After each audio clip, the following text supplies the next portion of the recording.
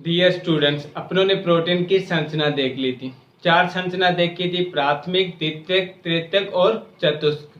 ये चारों संरचना देखने के बाद में एक छोटा सा पॉइंट अपना रह जाता है, वो है प्रोटीन का विकृतीकरण। उसके बाद में प्रोटीन वाला जो टॉपिक है वो कंप्लीट होता है।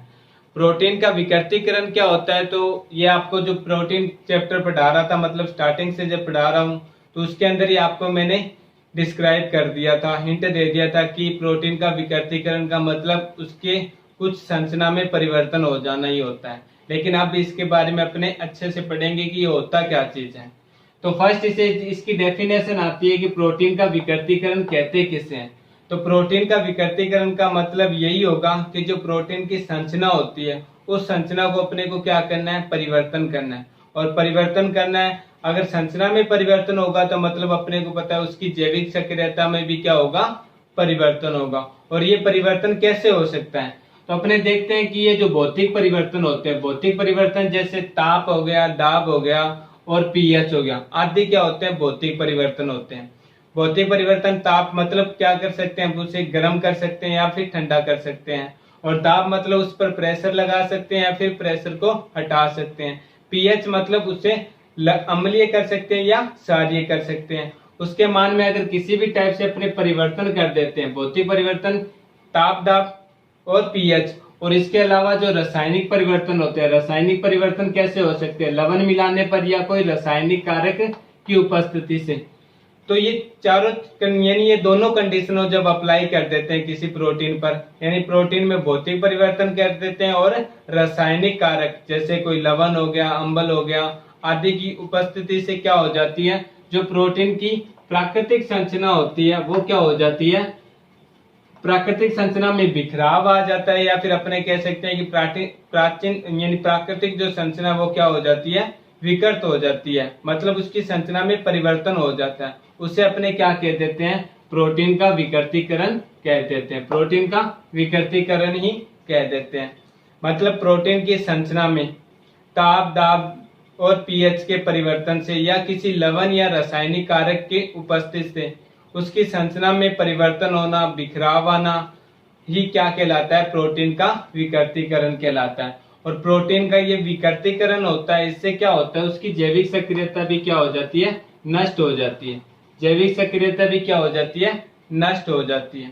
मतलब ओवरऑल ये कंडीशन कह सकते हैं कि प्रोटीन में अगर किसी भी प्रोटीन के जो अणु है, अणु की संरचना में परिवर्तन करेंगे, परिवर्तन करने के लिए क्या करते हैं, उसको गर्म करते हैं या उसमें प्रेशर लगाते हैं या फिर उसके पीएच के मान में परिवर्तन करते हैं, तो प्रोटीन के अणु की जो संरचना होती है वो संरचना क्या हो जाती है, परिवर्तित हो जाती है, बदल जाती है। इससे क्या हो जाता है, जो प्रोटीन की जैविक सक्रियता है वो बदल जाती है या फिर नष्ट हो जाती है। इसे क्या बोल दिया जाता है, प्रोटीन का विकृतीकरण कह दिया जाता है। अब ये जैविक सक्रियता या फिर जो उसकी संरचना में परिवर्तन है, ये किस प्रकार से आता है, तो अपने को पता है कि प्रोटीन की जो संरचना अपनों ने देखी है, प्राइमरी स्ट्रक्चर में क्या था कि प्रोटीनों का क्रम ही इंपॉर्टेंट था। क्रम इंपॉर्टेंट मतलब उनके अंदर जो प्रोटीन के अंदर जो अमीनो अम्ल प्रेजेंट थे उनकी स्थिति क्या थी, विशेष ध्यान रखना था अपने को। स्थिति में थोड़ा सा परिवर्तन हो जाएगा मतलब उसकी पूरी जैविक सक्रियता नष्ट हो जाएगी, और जैविक सक्रियता नष्ट हो जाएगी तो उसमें विभिन्न टाइप के क्या आ जाएंगे, रोग आ जाएंगे। लेकिन विकृतीकरण में ऐसा नहीं होगा। विकृतीकरण में प्राइमरी स्ट्रक्चर होगी वो किसी भी टाइप से क्या नहीं होगी, परिवर्तित नहीं होगी। मतलब प्रोटीन की जो संरचना में अपने परिवर्तन कर रहे हैं तो वो संरचना में परिवर्तन कौन सा होगा, द्वितीयक, तृतीयक और चतुर्थ संरचना में क्या हो सकता है, परिवर्तन हो सकता है। कैसे हो सकता है, तो अपने को पता है कि द्वितीयक के अंदर 2 संरचना निकल के आ रही थी, एक तो अल्फा हेलिक्स और दूसरी बीटा चंद्रनुमा संरचना। अल्फा हेलिक्स में क्या था कि हाइड्रोजन बंध से आपस में जुड़े हुए थे एक रिबन के टाइप से, और बीटा हेलिक्स में भी क्या था कि हाइड्रोजन बंध से आपस में क्या हुए थे, जुड़े हुए थे। बीटा चपटीनुमा संरचना कह रहे थे जिसे। दोनों में क्या था, अपनों ने देखा हाइड्रोजन बंध से जुड़े हुए मिल रहे थे। और तीसरी जो तृतीयक संरचना देखी थी उसके अंदर और टाइप के बंध आ रहे थे, जैसे कौन कौन से, डाइसल्फाइड बंध, आणविक बंध, और दूसरा कह सकते हैं स्थिर विद्युत आकर्षण बंध। ये अन्य बंध क्या हो रहे थे, तृतीयक संरचना के अंदर प्रेजेंट हो रहे थे। तृतीयक संरचना के अंदर क्या हो रहे थे, प्रेजेंट हो रहे थे। द्वितीयक संरचना और तृतीयक संरचना। अपने को पता है द्वितीयक और तृतीयक संरचना में मोस्टली जो बंध था वो कौन सा था? हाइड्रोजन बंध था। कौन सा बंध था? हाइड्रोजन बंध था। अगर जब प्रोटीन का विकृतीकरण करते हैं तो प्रोटीन के विकृतीकरण में होगा क्या कि जो द्वितीयक, तृतीयक और चतुर्थ संरचना होती है उनके अंदर जो हाइड्रोजन बंध प्रेजेंट होते हैं वो हाइड्रोजन बंध की जो स्थिति होती है वो क्या हो जाती है? परिवर्तित हो जाती है। यानी हाइड्रोजन बंध की जो स्थिति होती है वो अस्त व्यस्त हो जाती है। कहां पर कौन सा हाइड्रोजन बंध था वो सारा कुछ सिस्टम क्या हो जाता है? टूट जाता है, बिखर जाता है। जिससे क्या हो जाती है? जो प्रोटीन के अणु की जो संरचना होती है रियली में वो क्या हो जाती है? परिवर्तित हो जाती है। अगर मतलब लहरनाम यानी जो रिबन के आकार में संरचना है वो परिवर्तित होकर ऐसे कुंडलीनुमा संरचना में परिवर्तित हो जाएगी। अगर अपने कहते हैं कि चद्दरनुमा संरचना है तो वो चद्दरनुमा संरचना परिवर्तित होकर क्या हो जाएगी? अपने कह सकते हैं कैसे? तिरछा बना ले आएगी। ऐसे क्या हो जाएगी? उसकी संरचना में परिवर्तन हो जाएगा। लेकिन किस संरचना में परिवर्तन नहीं होगा? तो प्राथमिक संरचना के अंदर उनमें बिल्कुल भी परिवर्तन नहीं होगा। क्यों? क्योंकि अपने को पता है कि प्राथमिक संरचना के अंदर अमीनो अम्ल का क्रम विशिष्ट होता है। यहाँ पर जो अपने विकृतीकरण पढ़ रहे हैं, विकृतीकरण में होता क्या? मेनली उनके अंदर जो यानी पॉलीपेप्टाइड श्रृंखला जिस हाइड्रोजन बंध से जुड़ी हुई है वो हाइड्रोजन बंध की स्थिति को वो क्या करता है? परिवर्तित कर देता है, अस्त व्यस्त कर देता है। जिससे उनकी जो आकृति होती है वो आकृति न रहकर क्या हो जाती है? बदल जाती है। मतलब अगर सीधी संरचना वाले हैं तो वो कुंडलीनुमा हो जाएंगे। अगर रिबन यानी मुड़े हुए सर्पिलाकार संरचना वाले हैं तो वो क्या हो जाएंगे? और करीब हो जाएंगे या फिर एक सीधी श्रृंखला में परिवर्तित हो जाएंगे। इस प्रकार से उनकी संरचना परिवर्तित हो जाएगी।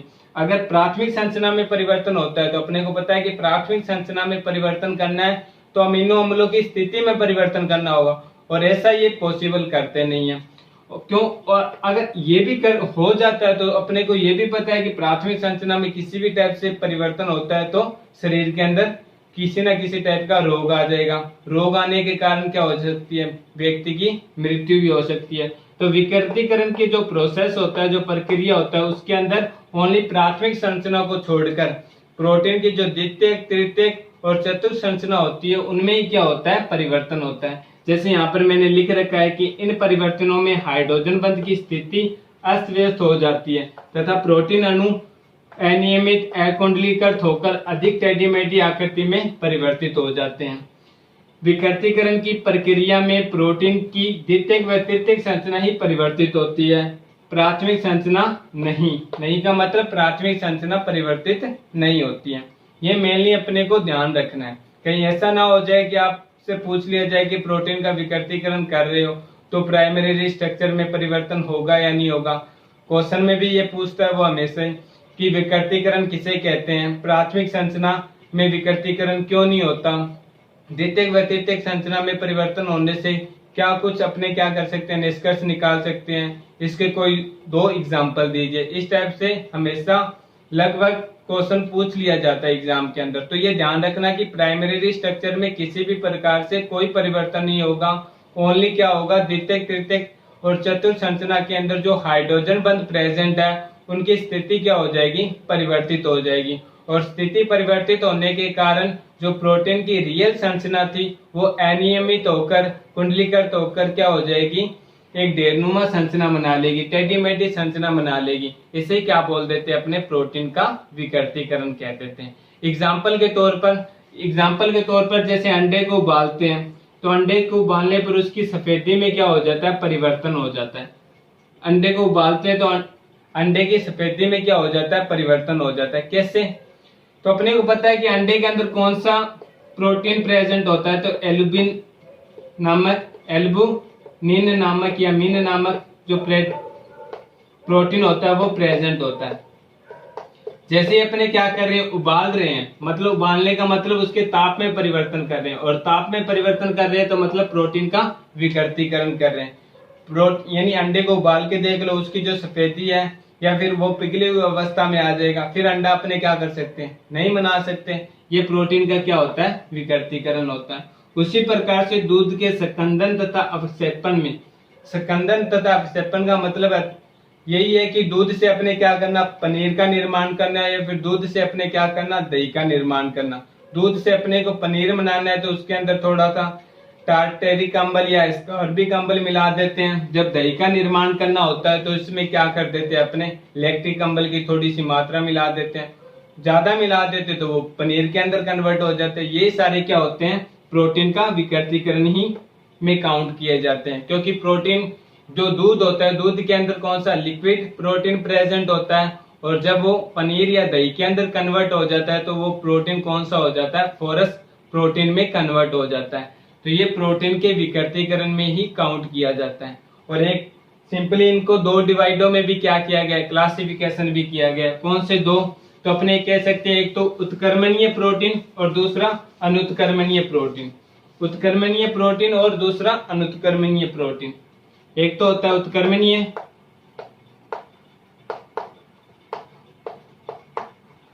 उत्क्रमणीय विकृतीकरण। दूसरा कौन सा होता है, अनुत्क्रमणीय। अनुत्क्रमणीय नाम से स्पष्ट है कि प्रोटीन का अगर विकृतीकरण कर रहे हैं, प्रोटीन का अपने विकृतीकरण कर रहे हैं,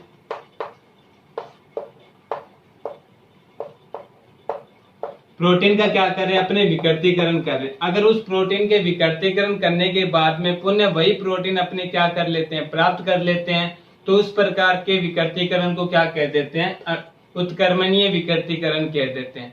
ये उत्क्रमणीय विकृतीकरण होता है वो नॉर्मली क्या होता है, सिंपल टाइप के लवण होते हैं या फिर अम्ल होते हैं, सार होते हैं जो कम प्रबल होते हैं की उपस्थिति में किया जाता है। या थोड़े से टेम्परेचर होता है, थोड़ा सा दाब होता है, या थोड़ा सा पीएच परिवर्तन करके क्या किया जा सकता है, उत्क्रमणीय विकृतीकरण किया जा सकता है प्रोटीनों का। जबकि जो अनुत्क्रमणीय विकृतीकरण होता है वो प्रबल अम्ल या क्षारों की उपस्थिति में होता है। इस प्रकार के विकृतीकरण से प्रोटीन की जो रियल स्ट्रक्चर है उसे अपने वापस क्या नहीं कर सकते, पा नहीं सकते, वापस उसे उस अवस्था में नहीं ला सकते। उत्क्रमणीय का मतलब दोनों साइड में, और अनुत्क्रमणीय का मतलब सिर्फ एक साइड के अंदर। जैसे दूध का दही बनना, दूध का दही बनना, दूध का पनीर बनना, पनीर से वापस अपने दूध नहीं बना सकते। उसी प्रकार से जो अंडे की सफेदी गायब हुई है उसे वापस अपने नहीं ला सकते। ये सारे किस में काउंट कर लिए जाते हैं, अनुत्क्रमणीय विकृतीकरण में काउंट कर लिए जाते हैं। और उत्क्रमणीय विकृतीकरण के अंदर कोई एग्जाम्पल, फॉर एग्जाम्पल के तौर पर अपने जो रक्त होता है, रक्त के अंदर जो यूरिया फिर या ग्लूकोज की जांच के लिए जो परीक्षण किया जाता है, उस प्रकार के परीक्षण को क्या बोल देते हैं, अपने उत्क्रमणीय विकृतीकरण से ही क्या किया जाता है, वो परीक्षण किया जाता है। कैसे किया जाता है, तो जो अपने रक्त के अंदर जो सीरम होता, रक्त होता है, या इसे क्या बोल देते हैं, सीरम भी बोल देते हैं, इसके अंदर कितनी मात्रा के अंदर ग्लूकोज प्रेजेंट है या फिर यूरिया प्रेजेंट है, इसकी जांच करने के लिए क्या किया जाता है, इस रक्त का या सीरम का एक नमूना लिया जाता है। इस रक्त या सीरम का क्या लिया जाता है, नमूना लिया जाता है। ठीक है, उस नमूने को क्या करते हैं, फिर थोड़ा सा लवण या फिर अम्ल या फिर क्षार, जो भी इसको क्या कर सकता है, रक्त या सीरम को विकृतीकरण कर सकता है, इसके अंदर क्या कर लिया जाता है, डाल यानी मिला दिया जाता है। उसके बाद में होता क्या है कि जो रक्त सीरम के अंदर जो प्रोटीन होते हैं वो प्रोटीन क्या हो जाते हैं, विकृतीकृत होकर पेंदे के अंदर अवक्षेपित हो जाते हैं। पेंदे के अंदर क्या हो जाते हैं, प्रोटीन विकृतीकृत होकर, प्रोटीन विकृतीकृत होकर क्या हो जाते हैं, जमा हो जाते हैं। विकृतीकृत होकर क्या हो जाते हैं, अवक्षेपित हो जाते हैं।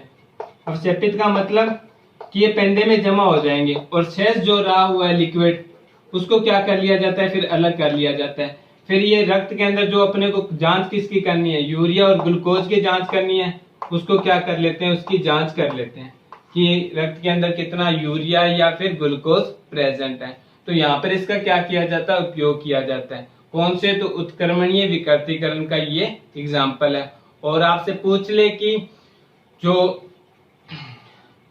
विकृतीकरण का उपयोग है वो कहाँ पर किया जाता है, तो इसका ये भी एग्जाम्पल लिख सकते हो कि विकृतीकरण का उपयोग या फिर प्रोटीन के विकृतीकरण का उपयोग रक्त या सीरम में उपस्थित यूरिया और ग्लूकोज की जांच करने में किया जाता है। इसका क्या किया जाता है, रक्त या सीरम का एक नमूना लिया जाता है, उस नमूने के अंदर क्या किया जाता है, अम्ल या क्षार डाला जाता है। अम्ल या क्षार डालने पर जो रक्त के अंदर जो प्रोटीन होते हैं वो विकृतीकृत होकर पेंदे में जमा हो जाते हैं। पेंदे में जमा होने के बाद में इसे क्या कर लिया जाता है, पृथक्करण कर लिया जाता है, अलग कर लिया जाता है, और फिर जो शेष बच गया उसको अपने क्या कर लेते हैं, रासायनिक प्रक्रिया या रासायनिक विश्लेषण की प्रक्रिया से उसके अंदर यूरिया या ग्लूकोज की जांच कर लेते हैं। इससे अपने क्या कर सकते हैं, विकृतीकरण की प्रक्रिया के द्वारा अपने रक्त के अंदर कितना ग्लूकोज है, कितना यूरिया प्रेजेंट है, उसकी जांच हो जाती है।